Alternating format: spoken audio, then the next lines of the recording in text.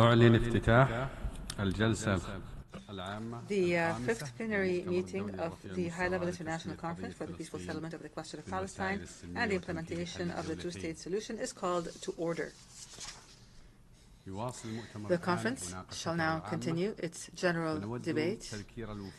Delegations are reminded that statements in the general debate should not exceed 5 minutes. In order to hear from all described speakers today, and to make sure that we complete our preset program, the microphone will be cut off after 5 minutes. Speakers with longer statements are encouraged to submit the full length of their statements to e-statements@un.org for posting on the Journal of the United Nations.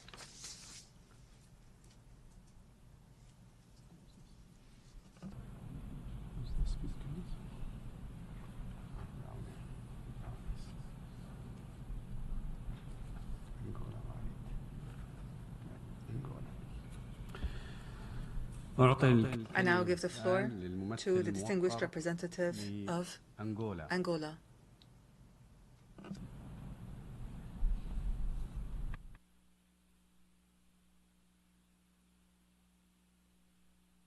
Distinguished co-chairs, excellencies, distinguished delegates, we commend the French Republic and the King of Saudi Arabia for their leadership and commitment in convening this high-level international conference. Angola aligns itself with a statement delivered by Uganda on behalf of the G77 on behalf of non-allied movements. Mr. Chair, the 37th Ordinary Session of the Assembly of the African Union in Addis Ababa, Ethiopia on 17 to 18 February 2024 called for the establishment of an independent and sovereign state of Palestine with an internationally recognized borders. We got here today with a sense of urgency to advance the implementation of the United Nations resolution pertaining to the question of Palestine and the two-state solution aiming to achieve just, lasting, and comprehensive peace in the Middle East. In these regards, Angola supports the two-state solution, Israel and Palestine, based on peaceful coexistence and respect for United Nations resolution, living side by side in peace and security.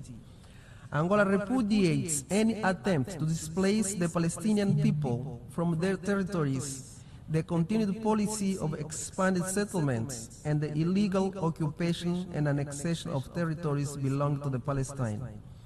We have been following the alarming report warning about the catastrophic humanitarian situation in Gaza Strip, where the risk of famine is increasing daily and the entire community are on the brink of collapse.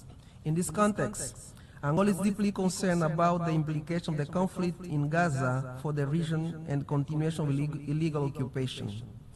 We express deep concern about the current humanitarian situation in Gaza as well, which has been rapidly deteriorating following the resumption of hostility in May, causing countless civilians' deaths. Angola rejects any attempt to use humanitarian assistance, particularly food, as weapon of war, and calls on the lifting of any measures that obstruct necessary humanitarian aid, undermining fundamental human rights, including the rights to life, health, food, water, and sanitation, and increases tension in the region. Mr. Co-Chairs, this conflict must come to an end. The immediate implementation of the ceasefire cannot wait any longer.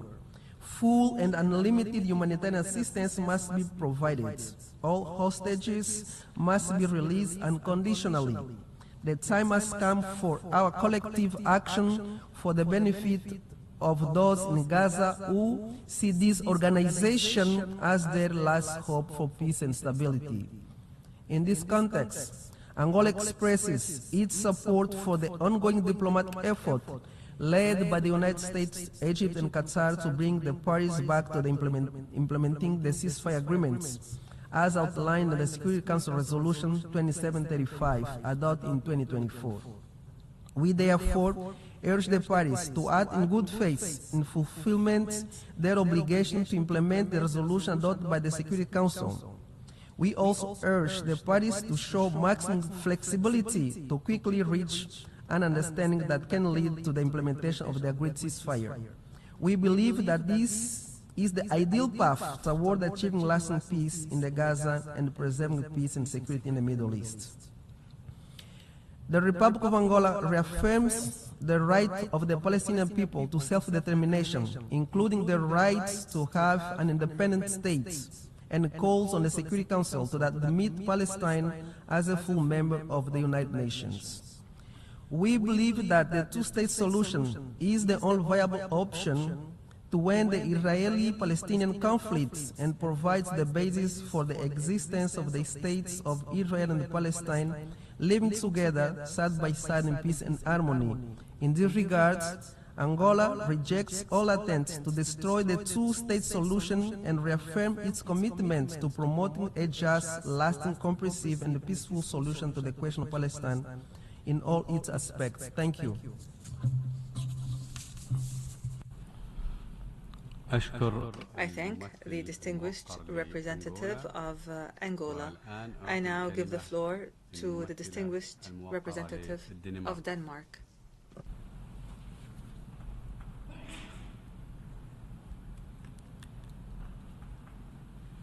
Thank you, Mr. President. And let me start by thanking the co-chairs, France and the Kingdom of Saudi Arabia, for convening this high-level conference on the implementation of a two-state solution. A solution that at the moment seems distant, but that nevertheless remains the only viable solution, and, in the tragedy we are in, the only beacon of hope. A hope that we need to reinforce for all the civilians in Gaza, whose suffering continues to reach new depths, for the families in the West Bank, displaced and terrorized by new settlements and daily settler violence, and for the Israeli hostages held in cruel captivity by Hamas now for over 660 days, for the Palestinian and Israeli populations alike. However, in a conflict that has lasted more than half a century, this solution runs deep. Installing hope requires action. First and foremost, the war in Gaza needs to stop. We reiterate our call for an immediate and permanent ceasefire and for the unconditional release of all hostages. The situation in Gaza is unprecedented in its inhumanity. Israel must immediately change course.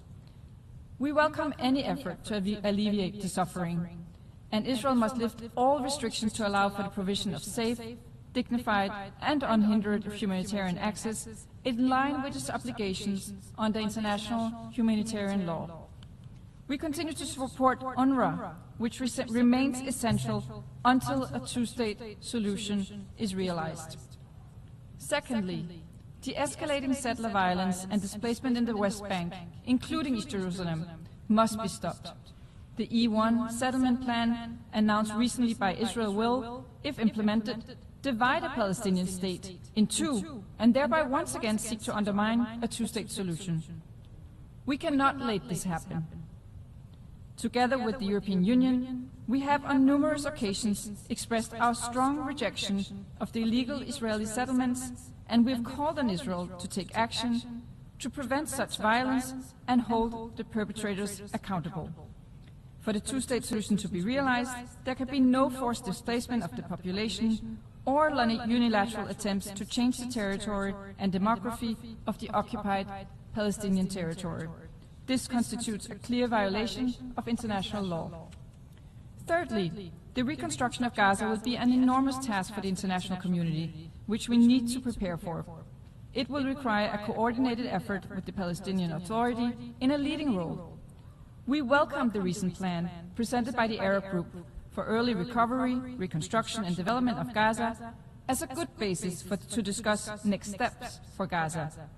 Denmark will be ready to contribute with substantial funding to early recovery and reconstruction efforts as soon as the situation on the ground permits, and we urge others to do the same. Finally, we need to see a return of the Palestinian Authority to Gaza, with the whole of Palestine unified under one political leadership. We reiterate that Hamas can have no future role in governing Gaza. We also commend the authority for renouncing Hamas and the October 7 terrorist attacks, and for embarking on the necessary reform agenda. To advance a two-state solution, Denmark has maintained a consistent and committed engagement with the Palestinian Authority since its establishment. Reform and capacity building of the Palestinian Authority is a necessary condition along the path to a credible Palestinian state and key to a two-state solution.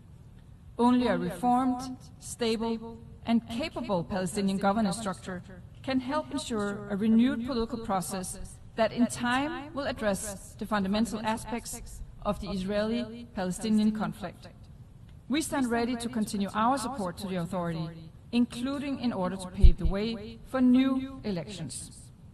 We oppose Israel's continued withholding of over $2 billion in clearance revenues with a devastating effect on the Palestinian economy. In conclusion, Denmark reiterates its steadfast commitment to the realization of the two-state solution. Israelis and Palestinians deserve a comprehensive, just, and lasting peace. At this critical juncture, and through this conference, we must do everything in our power to support that. I thank you.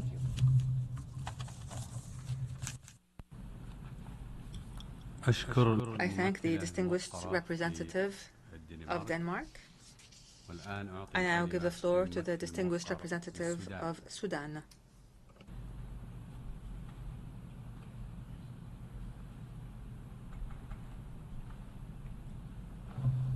In the name of God, the most gracious, the most merciful, Mr. President, ladies and gentlemen, at the outset, we express our appreciation to the Kingdom of Saudi Arabia and the Republic of France, and we thank them for holding this important conference to arrive at a peaceful resolution to the question of Palestine and the implementation of the two-state solution. This conference is taking place at a dangerous historic crossroads where the Middle East is facing constant tensions and escalation in a manner that threatens peace and stability in the region. This requires quick action and with sense of responsibility and adherence to international law to deal with the situation in a manner that will put an end to violence, war, and instability. For the past 2 years, the destructive war on the Gaza Strip has been killing thousands of civilians and displacing them, and the humanitarian situation is beyond catastrophic, and the destruction is unprecedented. The number of those killed and martyred has exceeded 59,000, most of whom were women and children, not to mention the thousands of the wounded and millions of displaced. The time has come to put an end to this humanitarian catastrophe and to arrive at a political solution through negotiations that would lead to the establishment of an independent and sovereign Palestinian state in the 1967 borders. This international conference is a historic opportunity that must not be wasted so that we could transform this widespread international support for the two-state solution into a tangible reality through specific measures and with specific timelines and with sincere and tangible international support. This conference must be a turning point that goes beyond simply making statements and expressing empathy. Rather, it must become must turn into actual steps that would lead to a ceasefire in Gaza and put an end to the humanitarian crisis and enable the Palestinian people to establish their independent state and exercise their right to self-determination so that people in the region and future generations can live in peace and security. We value the efforts of Qatar, Egypt, and the United States to arrive at a ceasefire in the Gaza Strip. And for the right foundations to be available to this conference, we note the following. The previous resolutions issued by the General Assembly and on the question of Palestine, the widespread international consensus on the two-state solution and the Global Alliance for the two-state solution, the ICJ's advisory opinion on the legal effect of the Israeli practices in the occupied Palestinian territories.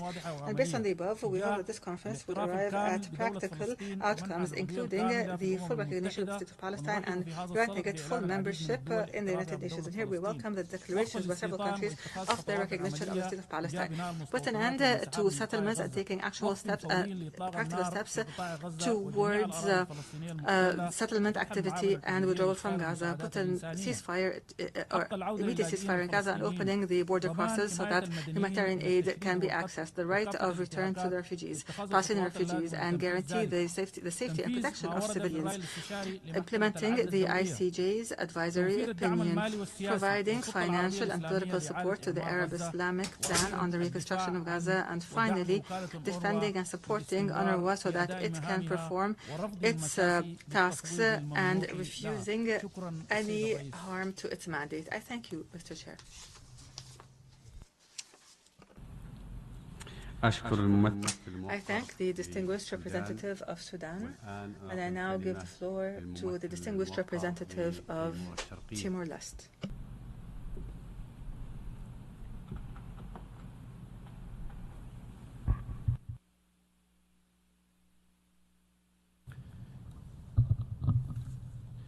Mr. President, Excellencies, first, I thank France and Saudi Arabia for convening this conference.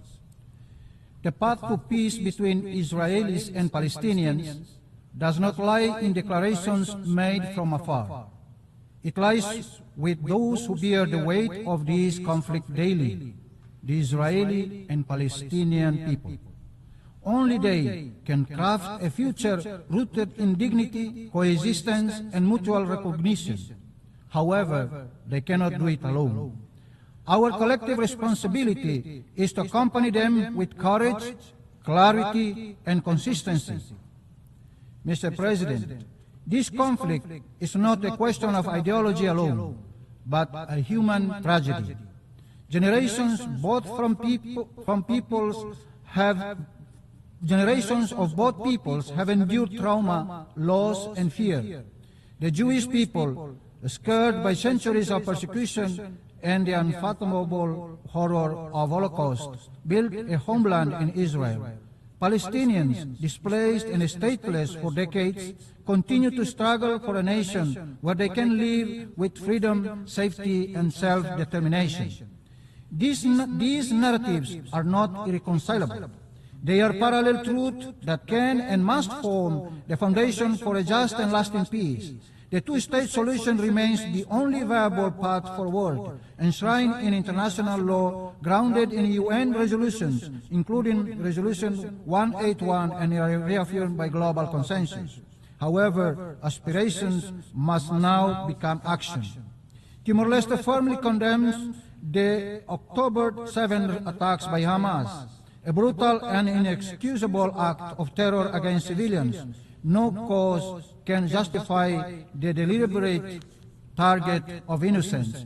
Equally, we must denounce the disproportionate military responses that have devastated entire communities in Gaza. The laws of war are not optional. Civilians must never be collateral. Hospitals, homes, and schools are not legitimate targets. Collective punishment is not security. It is a moral failure.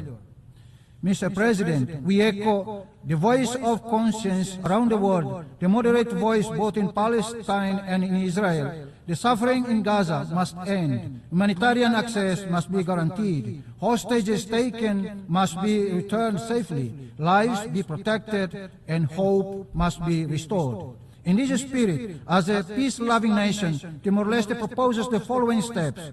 First, an immediate and unconditional ceasefire to stop further bloodshed and allow urgent humanitarian relief. Second, the safe release and return of all hostages. This is a vital measure to rebuild trust.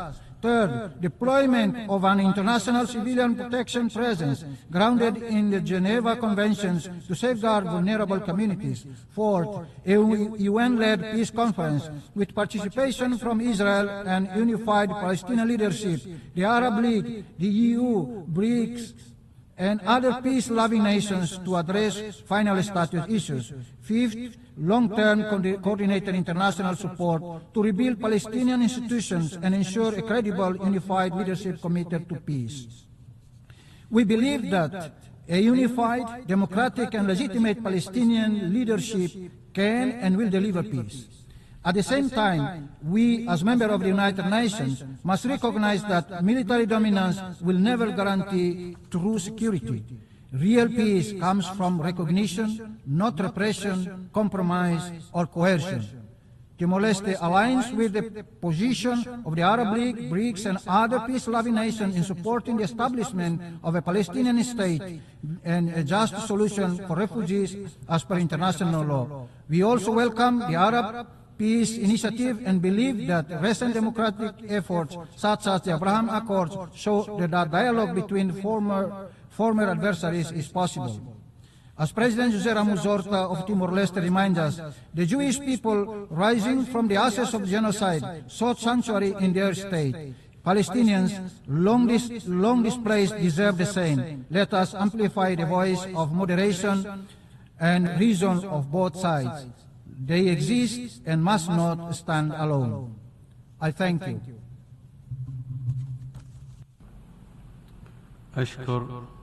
I thank the distinguished representative of Timor-Leste, and I now give the floor to the distinguished representative of Mozambique.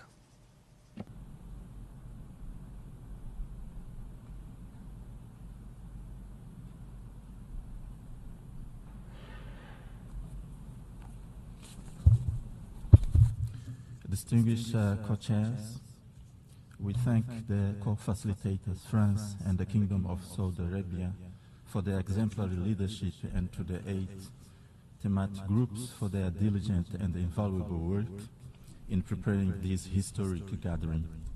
Mozambique fully aligns itself with the statement delivered by Uganda on behalf of the non-aligned movement and wishes to highlight a few key points in our national capacities. Co-chairs, as we convene over these 3 pivotal days, the eyes of the world are upon us. There is a profound expectation rooted in justice and human dignity that we will shoulder our collective responsibility and deliver tangible, meaningful outcomes. This conference echoes events from nearly 70 years ago, when the Security Council endorsed the vision of a two-state solution in 1947, a decision intended to mark an enduring step toward the Palestinian people's inalienable right to self-determination, freedom, peace, and justice. Palestine, recognized by over 140 countries, continues to await for the full realization of its right to self-determination as a sovereign nation. Mozambique was one of the first states to recognize the State of Palestine in 1988 and stood firmly by its decision. We therefore welcome the announcement by France and the United Kingdom of the decision to recognize the State of Palestine. The Palestinian people continue to endure immense suffering, humiliating military occupation, starvation used as a weapon, obstruction of humanitarian aid, the deliberate targeting of civilians, including children, and the destruction of vital civilian infrastructure. The United Nations legal framework provides clear parameters for achieving peace, from the General Assembly and Security Council resolution to the International Court of Justice rulings. The international community has consistently reaffirmed the legal principles regarding the situation, governing the situation in the Palestinian territories as the illegality of Israel actions. Co-chairs, Mozambique firmly recalls that violence, unilateral measures, and the systematic use of force only deepens the crisis and exacerbate its far-reaching consequences. We unequivocally condemn all acts of violence, whether by Hamas or by Israel. Mozambique reaffirms its principled position. A viable, lasting peace can only be achieved through the peaceful settlement of disputes and the realization of the two-state solution. To advance this vision from rhetoric to reality, we call for the immediate implementation of the following urgent measures. First, an immediate and unconditional ceasefire to create the necessary space for meaningful dialogue and humanitarian action. the immediate and unconditional release of all hostages and arbitrarily detained persons, ensuring their safe return to their families, the unimpeded and protected delivery of humanitarian assistance to all civilians in need, the full admission of Palestine as a member state of the United Nations. Co-chairs, Mozambique supports all genuine peace efforts and initiatives aimed at a peaceful settlement of the question of Palestine, particularly those led by Qatar, Egypt, Saudi Arabia, and the United States, the League of Arab States, and the Organization of Islamic Organization. The time for half measures and empty diplomacy is over. The Palestinian people deserve justice, dignity, and sovereign state. The Israeli people deserve security and peace. And finally, the international community now faces both a responsibility and a unique opportunity to act with resolve. Let us translate the collective commitment expressed during this conference into meaningful action. And finally, make the long overdue two-state solution a reality. I thank you very much. I thank the distinguished representative of Mozambique, and I now give the floor to the distinguished representative of Bosnia and Herzegovina.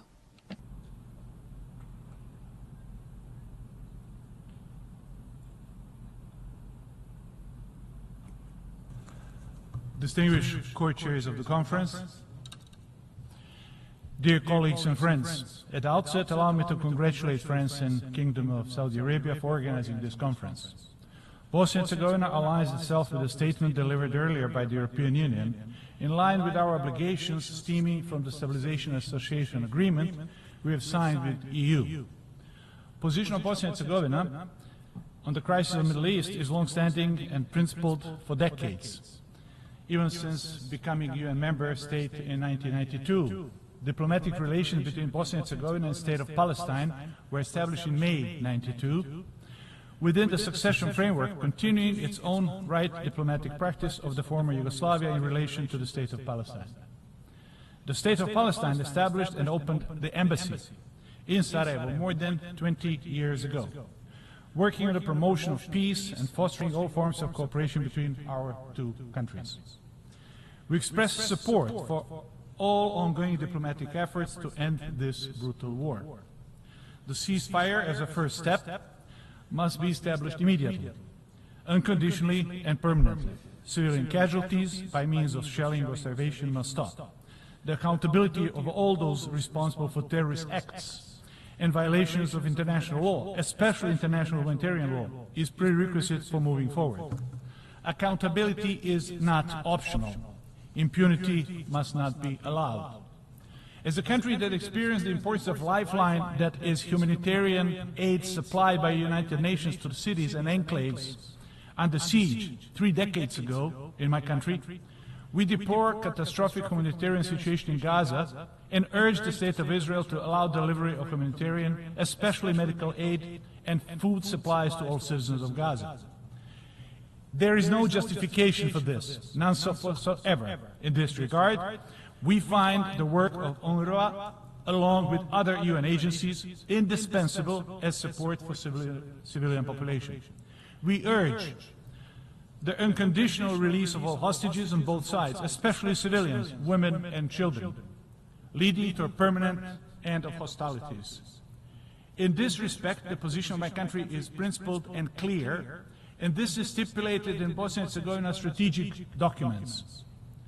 Only long-lasting solution is the one with 2 states, with the State of Palestine and State of Israel, full members of the United Nations, living side by side in peace, security, and mutual recognition. After the brutal aggression and war in Bosnia and Herzegovina, genocide in Srebrenica, and regardless of how many open wounds remain, and we still do have, our message, and one message Dayton Peace Accord have taught us, is that peace is not everything. But without peace, nothing is possible. Having said so, in conclusion, I want to thank all of 19 co-chairs, led by France and Kingdom of Saudi Arabia, for offering us comprehensive and action-oriented New York Declaration that is in front of us, that can serve as an initial roadmap for fulfilling our shared goals and objectives. We are looking forward to implementation of it. In this high time, to move us from wise words to concrete deeds, on a pathway from war and crimes to sustainable peace and dignity for all. I thank you for your attention, and distinguished co-chairs, I thank you again. I thank the distinguished representative of Bosnia and Herzegovina, and I now give the floor to the distinguished representative of the Philippines.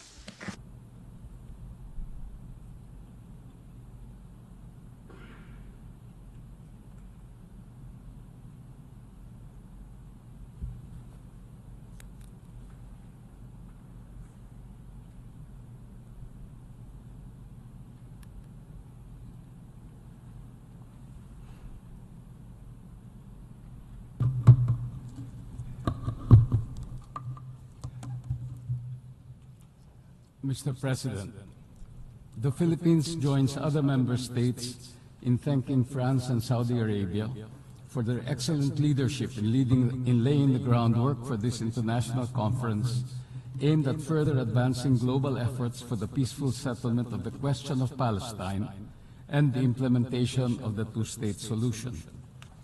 The Philippines supports all efforts that will establish a definitive path towards resolving the Palestine issue peacefully and realizing the two-state solution, grounded in international law and in the UN General Assembly's established positions. Indeed, this enduring and complicated Israeli-Palestinian conflict remains a strategic piece in achieving a comprehensive and lasting peace in the Middle East. In this regard, the Philippines would like to reiterate the following. First, the Philippines firmly supports the two-state solution in accordance with international law and relevant UN resolutions. We believe that this remains the most viable and sustainable pathway to resolving the Israeli-Palestinian conflict, which is essential to the realization of a lasting peace. This conflict will only end when Israelis and Palestinians can live side by side in their own sovereign, independent states, in peace, dignity, harmony, and prosperity, and where their rights, aspirations, and security are recognized and upheld. Second, we also firmly support direct dialogue between Israel and Palestine and all stakeholders for the realization of the two-state solution. This conflict cannot be resolved through war or vicious cycles of violence. We urge all parties to restore a political horizon for the two-state solution and the peace and stability of the region through meaningful diplomatic dialogues and negotiations based on trust and mutual understanding.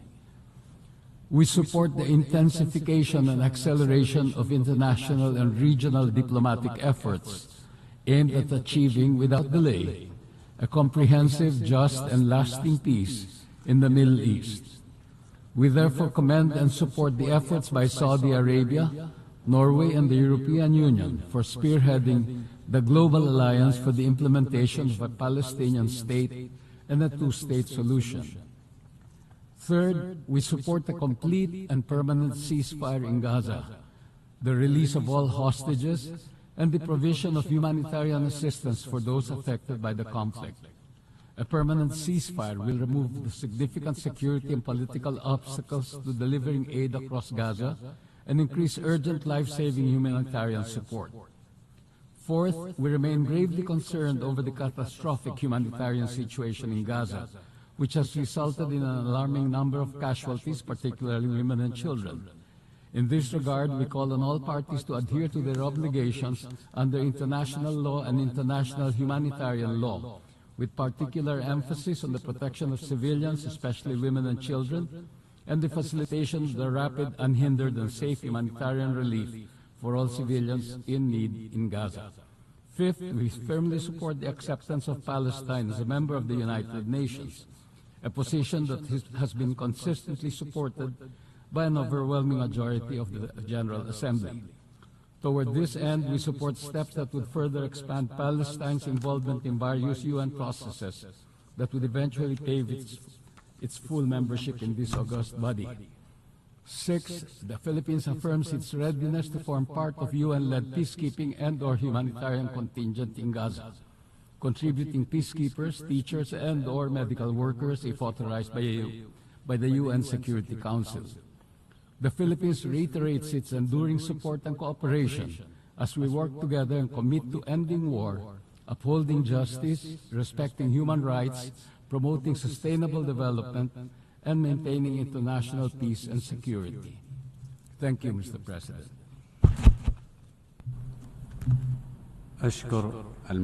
I thank the distinguished representative of the Philippines, and I now give the floor to the distinguished representative of Sweden.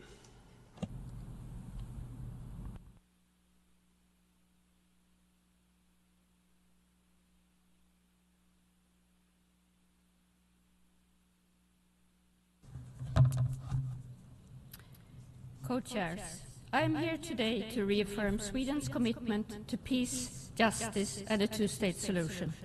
The ongoing war, beginning with the horrific terrorist attacks by Hamas, has led to a level of suffering in Gaza that is hard to imagine. It is in the interest of all states to not only bring the current war to an end, but to ensure a sustainable two-state solution. I would therefore like to express Sweden's appreciation to France and the Kingdom of Saudi Arabia for this conference. Sweden has consistently advocated for a peaceful resolution to the Israeli-Palestinian conflict based on international law and mutual recognition.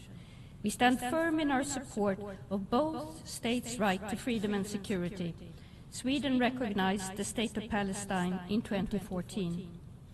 Our long-standing commitment to peace in the Middle East dates back to 1948 and the efforts of Swedish UN mediator Folke Bernadotte, who advocated for a peaceful and sustainable resolution to the Israeli-Palestinian conflict and emphasized the importance of humanitarian efforts during wartime. This commitment lives on to this day. This conflict must not continue indefinitely. The two-state solution requires bold leadership and difficult compromises by both Israel and Palestine. Both parties must come to the negotiating table with a genuine commitment to peace, and the international community must be ready to support. Let me share a few specific examples of how the Swedish government provides concrete support to a two-state solution. Sweden remains the largest contributor to the EU police mission to Palestine and continues to support the EU border mission, key to capacity building in the security sector and to promoting rule of law. We have a well-established cooperation between our central bank and its Palestinian and Israeli counterparts, and Sweden has provided over $100 million in humanitarian support since the start of the war in Gaza, in addition to our long-term development cooperation in Palestine and our substantial core support to the UN agencies active there. We must also hold accountable those who undermine peace through violence or unilateral actions.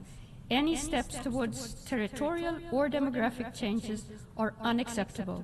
Sweden calls for EU sanctions against extremist Israeli ministers who promote illegal settlement policies and counteract a future two-state solution. It is completely indefensible to block the distribution of humanitarian aid to civilians in need. Sweden demands that the Israeli government act immediately to alleviate the human suffering and allow unrestricted and sustained humanitarian access to all parts of Gaza at scale and in line with humanitarian principles and international humanitarian law. It is totally unacceptable that children are now starving to death in Gaza, while the aid workers who are there to help are being attacked. Let us not forget that starvation of civilians as a method of warfare constitutes a war crime. And we demand again and again that Hamas immediately and unconditionally release its hostages. We also firmly reiterate that Hamas cannot have a role in the future governance of Gaza. Let me be clear.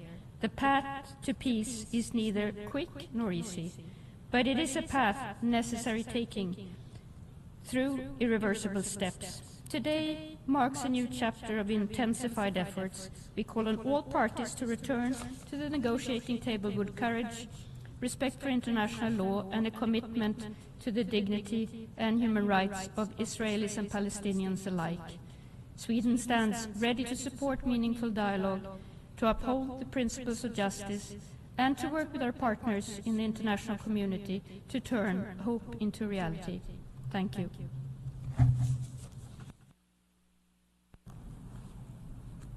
I thank the distinguished representative of Sweden. I now give the floor to the distinguished representative of Montenegro.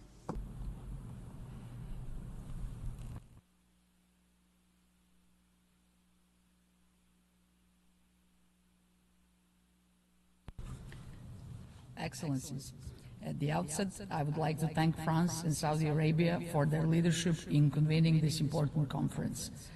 We also commend the efforts of the United Nations and all mediators working tirelessly to alleviate the human suffering and advance the just and lasting peace in the Middle East. Montenegro strongly condemns the heinous terrorist attack carried out on October 7, 2023, and reiterates that targeting civilians is unacceptable under any circumstances.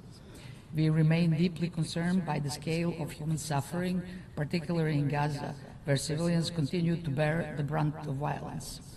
We welcome the recent steps taken to improve humanitarian access and strongly encourage their continuation and expansion. Humanitarian assistance must reach all those in need safely and without delay. Mr. Chair, Montenegro has long supported a peaceful resolution of the Israeli-Palestinian conflict through the implementation of the two-state solution, in line with international law and relevant United Nations resolutions. As one of the countries that recognize the state of Palestine, our position remains rooted in the conviction that both the Palestinian and Israeli people have an equal and inherent right to live in peace, security and dignity, each within a sovereign, independent state. We are deeply concerned by devastating humanitarian toll of the ongoing hostilities. The loss of innocent lives, particularly among children and civilians, is unacceptable. We reiterate our call for an immediate ceasefire and enduring peace, the release of all hostages, and the protection of civilians in full accordance with international humanitarian law. Montenegro stands ready, within its means and in partnership with others, to support international efforts aimed at recovery, reconstruction, and institutional strengthening of Palestine. In this context, we also underscore the indispensable role of UNRWA and the broader UN system in addressing urgent humanitarian needs and supporting long-term development. Mr. Chair, let this conference serve not only as a reaffirmation of our shared principles, but as a concrete step towards prevailing peace. We must seize this moment to recommit ourselves to the two-state solution, not as a distant aspiration, but as a political imperative grounded in justice, mutual recognition, and the shared prosperity of all people in the region. Thank you.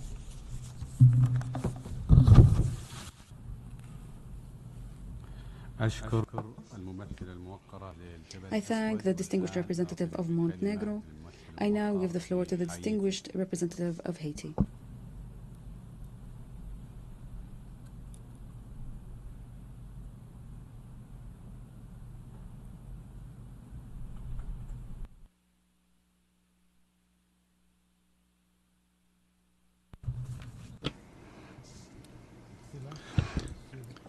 Excellencies, co-chairs, ladies and gentlemen, I have the honor to speak on behalf of the Republic of Haiti at this high-level international conference convened by the Kingdom of Saudi Arabia and the French Republic on the peaceful settlement of the question of Palestine and the implementation of the two-state solution. As early as March 17, 1949, Haiti was one of the first founding members of the United Nations to recognize the creation of the State of Israel shortly after its declaration of independence. thus affirming its commitment to the principles of law and international legitimacy. At the same time, and always faithful to Article 1, Paragraph 2 of the United Nations Charter, Haiti has consistently supported the right of peoples to self-determination and has, for several decades now, called for the legal recognition of a sovereign and viable Palestinian state. Thus, the Republic of Haiti and Palestine sealed their mutual commitment on September the 27th, 2013, through the signing of a joint communiqué establishing diplomatic relations at the embassy level in accordance with the 1961 Vienna Convention on Diplomatic Relations. This initiative demonstrates the will of both peoples to promote friendship, cooperation, and mutual respect based on the principles of sovereignty, territorial integrity, and self-determination, which are guaranteed by the UN Charter. This diplomatic relationship, in place now for over a decade, is an important milestone in Haiti's solidarity with the just Palestinian cause. Co-chairs, today Haiti reaffirms its full and unwavering support for the creation of a Palestinian state, in accordance with paragraph 2, line 2 of Resolution 7520, which calls on the international community to promote the effective exercise of the inalienable rights of the Palestinian people, particularly its right to self-determination, and to mobilize all forms of assistance in its favor. It's also important to ensure that Palestinian children no longer continue to die of hunger.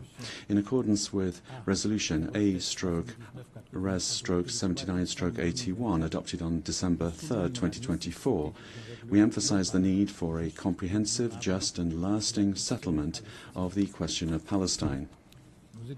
We urge the State of Israel and the State of Palestine to overcome the divisions of the past and to re-engage without delay in a genuine dialogue in order to jointly chart out a future of peaceful coexistence and shared prosperity. In conclusion, Haiti calls for a concerted effort on the part of the international community. Diplomats, regional organizations, and donors must work together to build trust, remove political, security, and humanitarian obstacles, and support a viable peace process. At this decisive moment, we hope to see this Assembly write a new page of history where justice and dignity prevail. I thank you for your attention.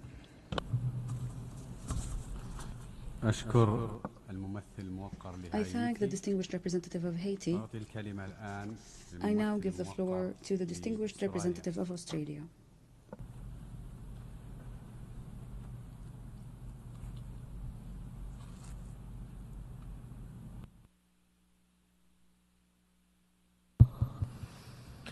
Thank you, co-chairs. Australia very much appreciates the leadership of the Republic of France and the Kingdom of Saudi Arabia in co-chairing this conference.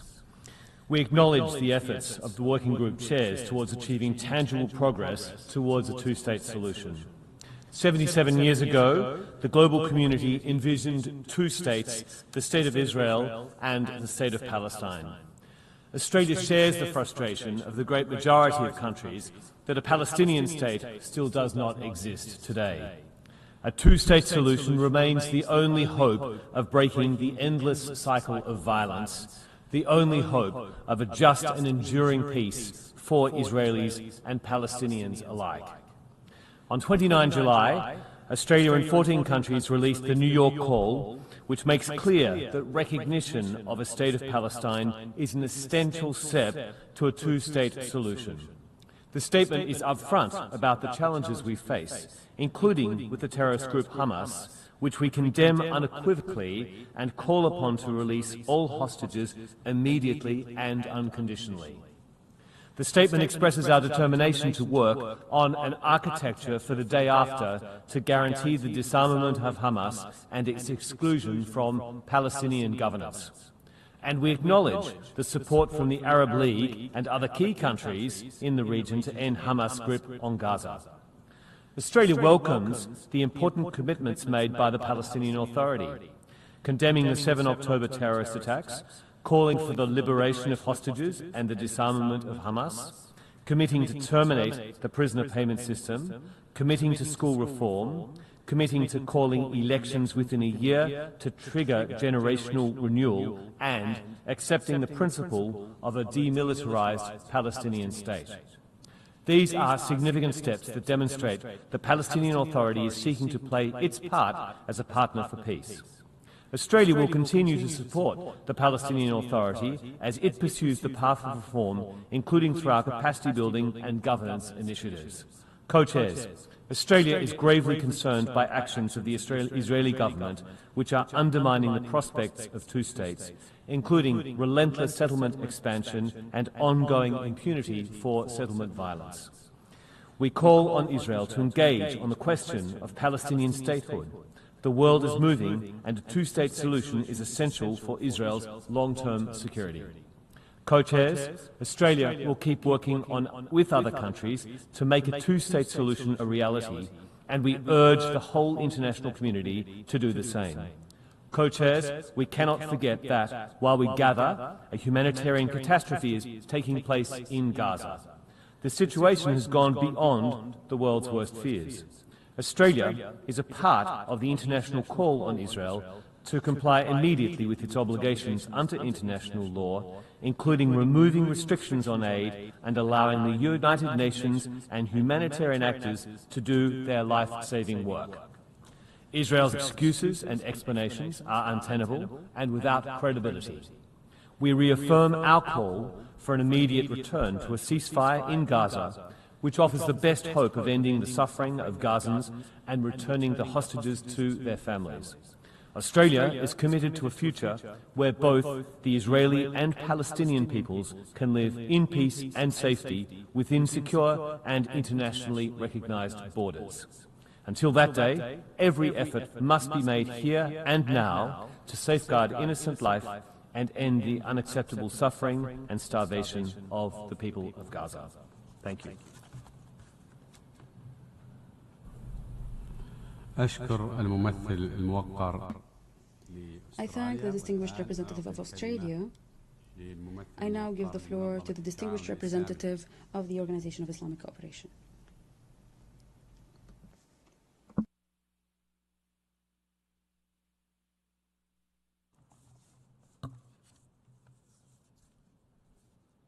السلام عليكم ورحمة الله.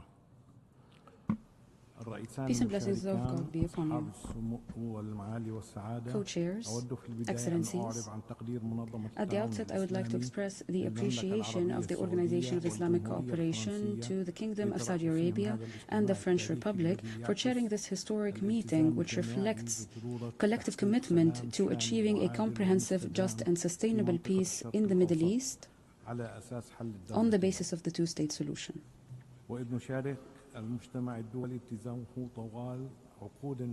We share the international community's decades-long support of the vision of the two-state solution as the only way to resolve the conflict. Nevertheless, we also stress the need to implement and comply with relevant United Nations resolutions as they represent a political and legal commitment and an indispensable fundamental pillar for achieving peace and stability in the region. Israel is carrying out systemic crimes, including aggression, genocide, destruction, displacement, starvation, and blockade on the Gaza Strip. This is in addition to its illegal policies of settlement expansion, annexation, and ethnic cleansing.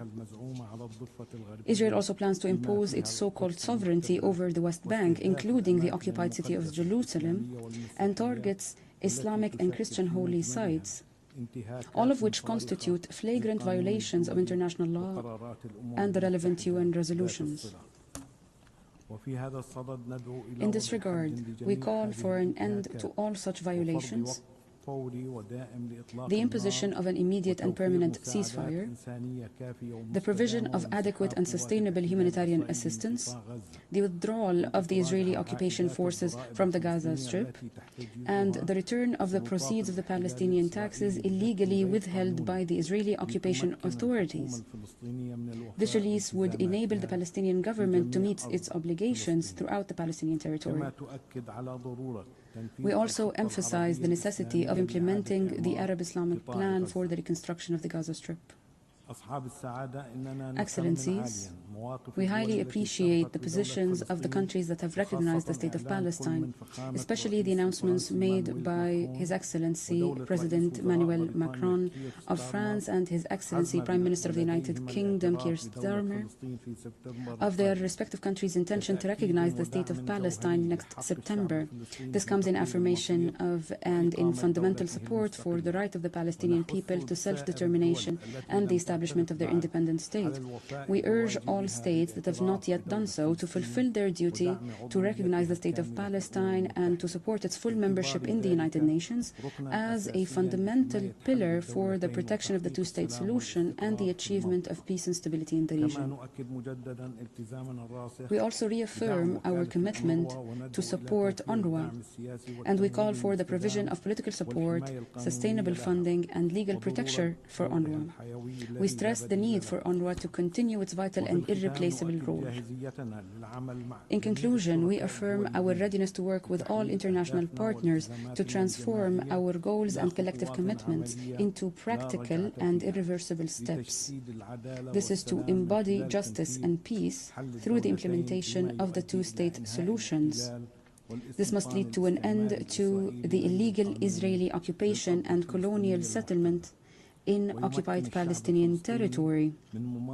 This must also enable the Palestinian people to exercise their inalienable rights, including the right to self-determination and the establishment of a sovereign state within the borders of the 4th of June 1967 with East Jerusalem as its capital, as well as the right of return for refugees under the relevant UN resolutions, especially Resolution 194. Thank you for your kind attention. أشكر الممثل الموقر لمنظمة التعاون الإسلامي. I thank the distinguished representative of the Organization of Islamic Cooperation, and I give the floor to the Cooperation Council for the Arab States of the Gulf.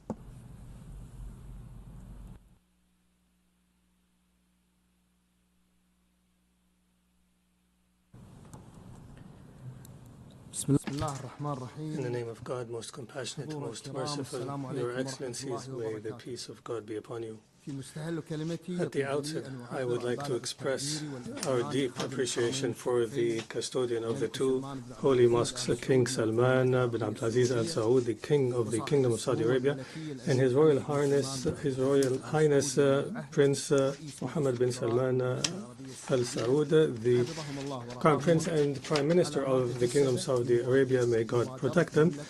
We thank them for the initiative to establish the Global Alliance for the implementation of the two-state solution.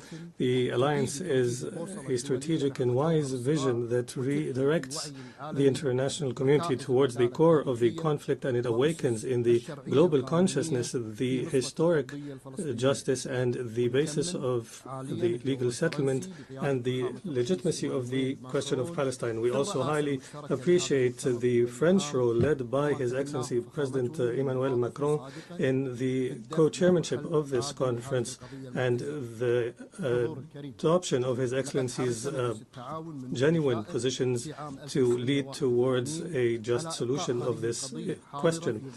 Your Excellencies, the Gulf Cooperation Council, since its establishment in 1981, has maintained this central issue in the global conscience and has resisted the attempts to marginalize the Palestine question. And in 2002, the Council announced its full support of the Arab Peace Initiative that was presented by the Kingdom of Saudi Arabia as an integrated strategic vision for a just and lasting peace, to provide a viable formula for a potential peace starting by a Palestinian state on the borders of 1967. We are also proud to applaud the states that have recognized the state of Palestine, and I would like to here commend the courageous and historic decision of the French Republic and the United Kingdom that they intend to recognize the state of Palestine, and we would like to issue a genuine call from this podium, calling on the states that have not yet taken this step. We say that the continued lack of recognition of one of the conflict parties entrenches a structural imbalance in the peace process and deprives negotiations of any real substance. Your Excellencies, the Gulf Cooperation Council reiterates today its well-established positions that have been repeatedly declared as follows. First, our full support for the establishment of an independent Palestinian state as per UN resolutions and the Arab peace process. Second, our categorical rejection and condemnation of the continued Israeli aggression against Gaza and demanding its immediate cessation and providing effective protection for innocent civilians. Third, our categorical rejection of the settlement policies of Israel as a blatant violation of the international law. Fourth, we reiterate the role of UNRWA and allowing for humanitarian access and to start reconstruction in the Palestinian territory. Fifth, we reiterate our condemnation of all forms of attacks against innocent people around the world without regard of their religion or ethnicity or race. Justice is one and cannot be divided. Finally, I can only reiterate here that true greatness is not based on power, but on the ability to use power to serve justice. It is time to turn this principle into a clear international position that recognizes fully an independent Palestinian state. May the peace of God be upon you. Thank you.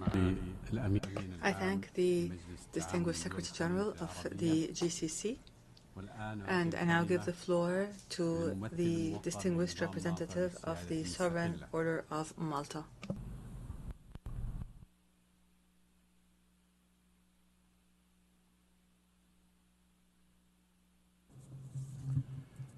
Distinguished co-chairs, Excellencies, esteemed delegates.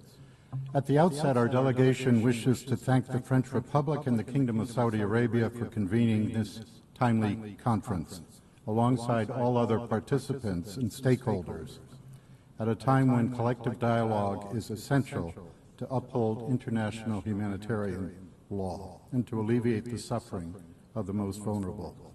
At this critical moment, the humanitarian dimension of efforts to achieve a peaceful and sustainable solution is a shared imperative for the international community. Beyond political deliberations, civilians across the affected territories face growing challenges, displacement, trauma, and barriers to essential aid.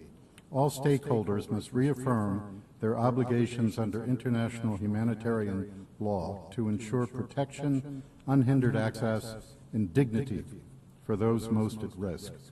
In cooperation with the Latin Patriarchate in Jerusalem and the Holy Family Parish in Gaza, the Order of Malta's humanitarian relief agency, Malteser International, has worked alongside international partners to deliver over 200 tons of food assistance to the population in Gaza City. We unreservedly condemn the terrorist acts of 7 October 2023 and the perpetrators, and call for the release of all hostages. Our prayers are certainly with the families who are suffering, being left in the limbo of the unknown. We can join others in calling for a cessation of all acts of violence that breach international law and humanitarian principles. Such acts only deepen human suffering and erode the trust needed for any sustainable peace. Protecting humanity must remain central to all collective efforts. Recent events have once again underscored the gravity of the situation. The Sovereign Order of Malta reiterates its view of the attack carried out on 17 July 2025 against the Catholic parish of the Holy Family in Gaza as wholly unacceptable. This assault, which resulted this assault on a place of worship, a shelter, and a humanitarian hub, which resulted in the deaths of 3 civilians, injuries to 10 others, including the parish priest, and the displacement of over 600 people, many of them children and patients dependent on life support, stands as a stark reminder of the urgent need to uphold the protection of humanitarian facilities and corridors. Any attack on religious minorities being singled out for their faith is unjustified. In this context, the Order of Malta echoes the appeal of His Holiness Pope Leo for an immediate halt to the barbarity of the war. Beyond this tragedy, humanitarian actors continue to face wider systemic challenges. Financial strain, delivery delays, and complex administrative barriers affect territories under the Paris Protocol. These obstacles threaten life-saving operations from medical care to trauma recovery and psychosocial support for uprooted communities and vulnerable children. We urgently call for an immediate cessation of hostilities and for the unimpeded and sustained delivery of desperately needed humanitarian aid into Gaza. Humanitarian organizations must be granted access to provide assistance without obstruction under clear guarantees of safety and security, both for the affected civilian population and for the personnel delivering life-saving aid, in accordance with international law. The scale of human suffering has become unimaginable. The images we continue to witness daily of infants and children so severely malnourished that they appear skeletal, unable even to cry, are a stark indicator of desperate urgency. This must not be allowed to continue. Through our neutral mandate and long-standing commitment to relief and medical assistance, the Sovereign Order of Malta will continue to stand with all partners to protect humanitarian lifelines. Our duty is clear: to ensure that the most vulnerable are not forgotten as the world works towards a peaceful and sustainable solution.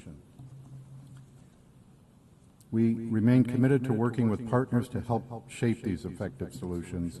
As Pope Leo reminded us only days ago, every human being has an intrinsic dignity.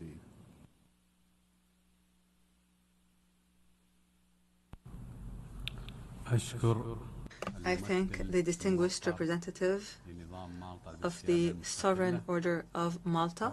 I now give the floor to the distinguished representative of the International Federation of Red Cross and Red Crescent Societies.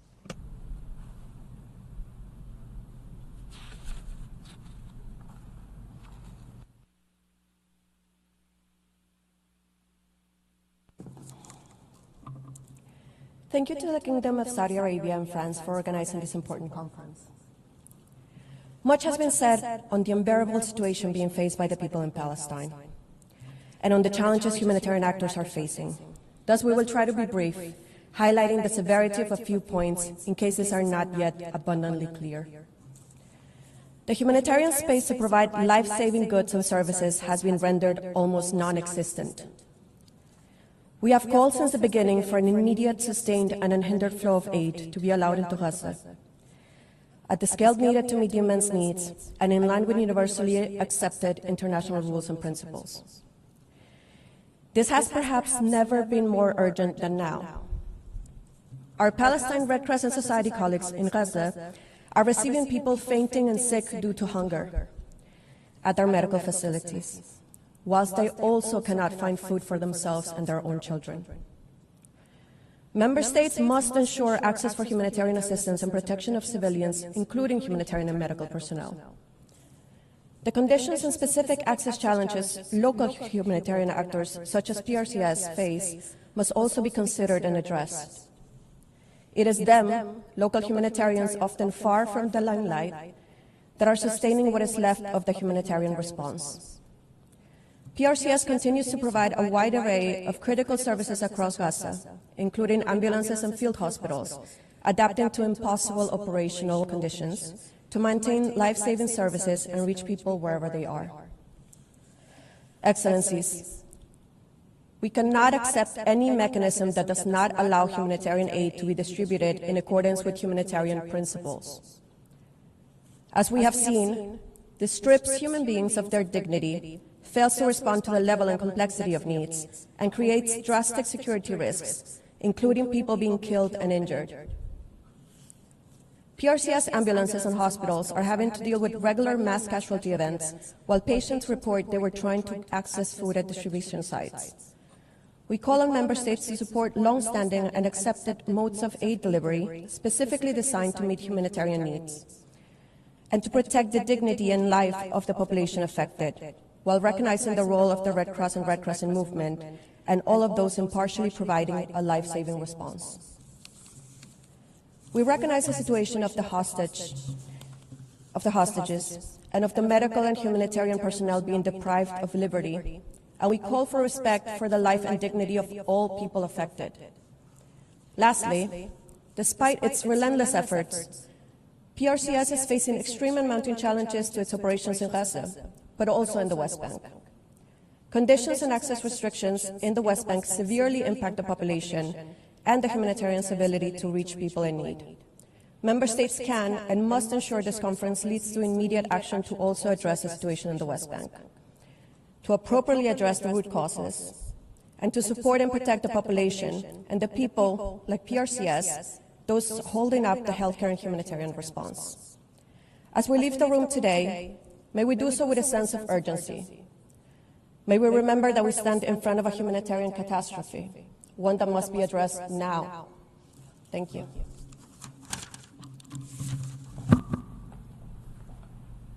I thank the distinguished representative of the International Federation of Red Cross and Red Crescent Societies. I now give the floor to the distinguished representative of the Parliamentary Assembly of the Mediterranean.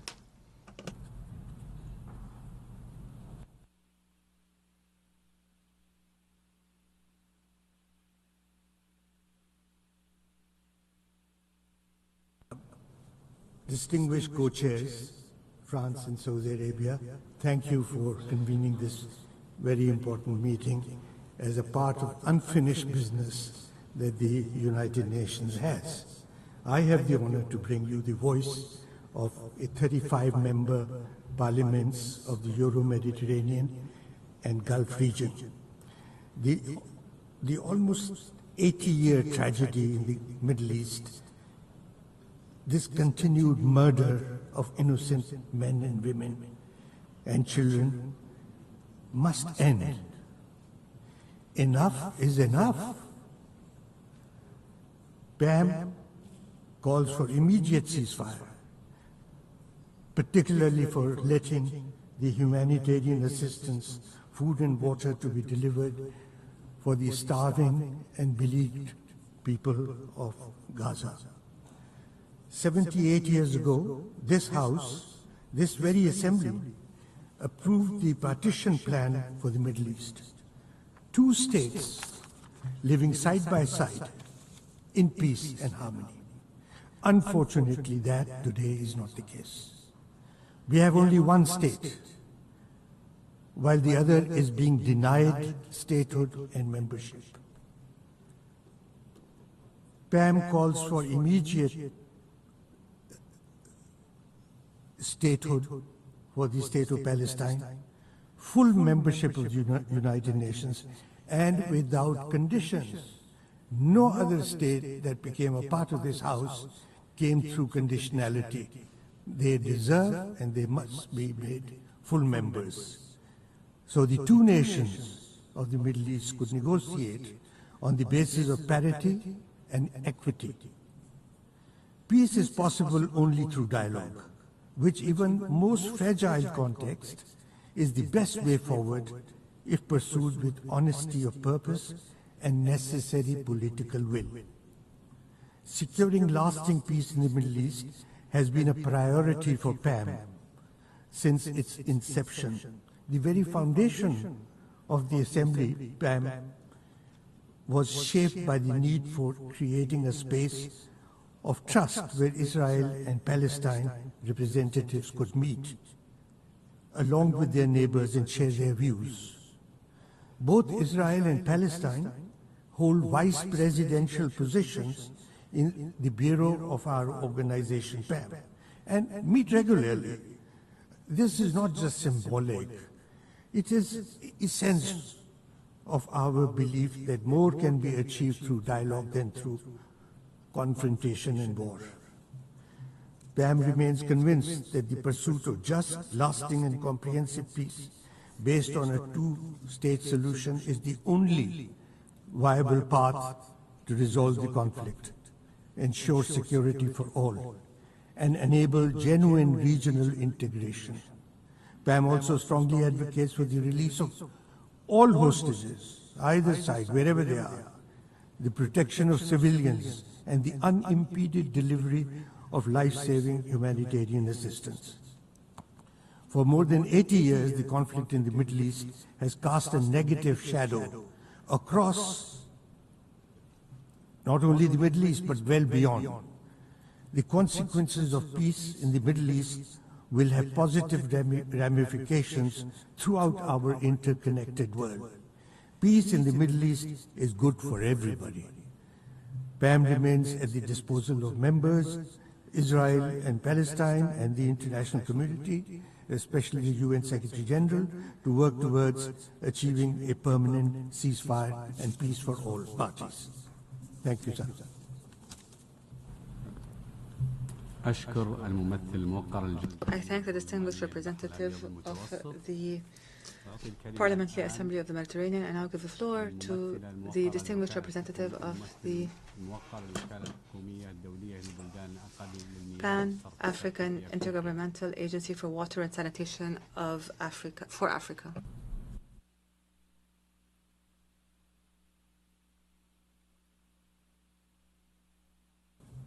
First of all, I would like to thank France and the Kingdom of Saudi Arabia for organizing this timely initiative. Honorable delegates, esteemed guests, we gather today to address the critical issue, the peaceful settlement of the question of Palestine and implementation of a two-state solution. This conference is a timely reminder of the international community's commitment to finding a just and lasting solution. The conflict has been a source of suffering, displacement, instability for decades. A two-state solution based on 1967 borders is the most viable path to peace, security, and self-determination for both the sides. We urge parties to resume negotiations and dialogues, address core issues, border settlements and refugees, implement confidence-building measures. The international community must support negotiations and mediation efforts, address settlement expansion and increasing violence, promote economic development and humanitarian assistance. A just and lasting peace requires mutual recognition and respect, security for both the parties.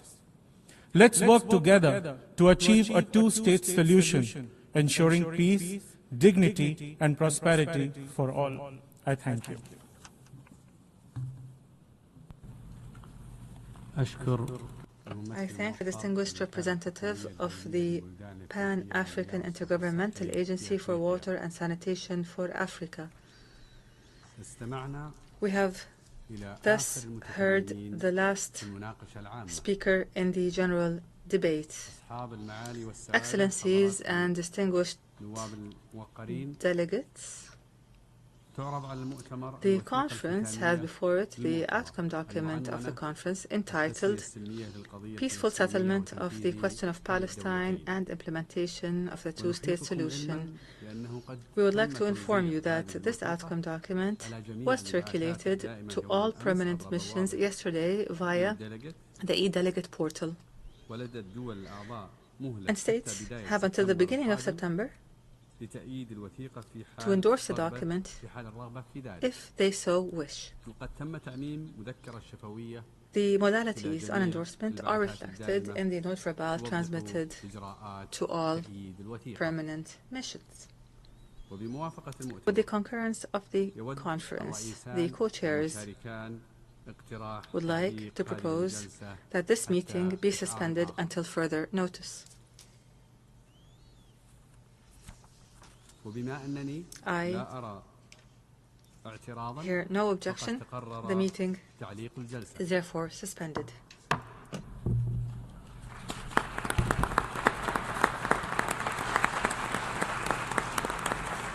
Thank you so much.